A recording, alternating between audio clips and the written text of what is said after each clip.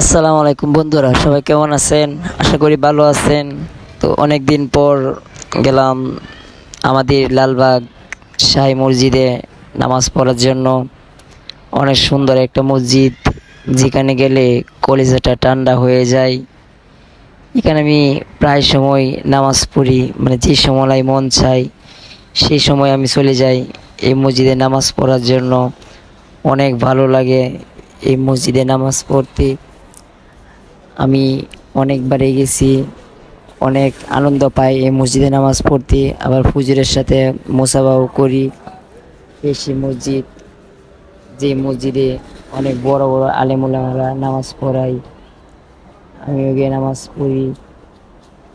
একটাই মসজিদ যেখান থেকে হাজারো আলেম জন্ম হয়েছে, এই সেই লালবাগ শাহী মসজিদে। মসজিদের ভিতরের অংশটা কিন্তু অসাধারণ। আপনারা যদি ভিতরে অংশটা দেখেন, আপনাদের কলিজাটা কিন্তু ঠান্ডা হয়ে যাবে। যখন আমি ভিতরে যাই, আমারও কিন্তু কলিজাটা ঠান্ডা হয়ে যায় এই মসজিদটা দেখার পর। এখানে দেখতেছেন বয়স্ক মানুষরাও কিন্তু আসে অনেক কষ্ট করে হেঁটে হেঁটে নামাজ পড়ার জন্য।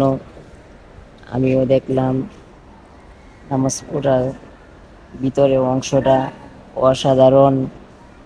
এই সেই ভিতরের অংশ আসলেই কলিজা ঠান্ডা হওয়ার মতনই একটা মসজিদ, যেই মসজিদে গেলে কলিজা ঠান্ডা হয়ে যায়। আল্লাহ পাক সবাইকে এই মসজিদে আসার, বসবার এবং নামাজ পড়ার তৌফিক দান করুক, আমিন। সবাইকে জানাচ্ছি জুম্মা মুবারক। সবাই ভিডিওটি শেয়ার করে দিবেন।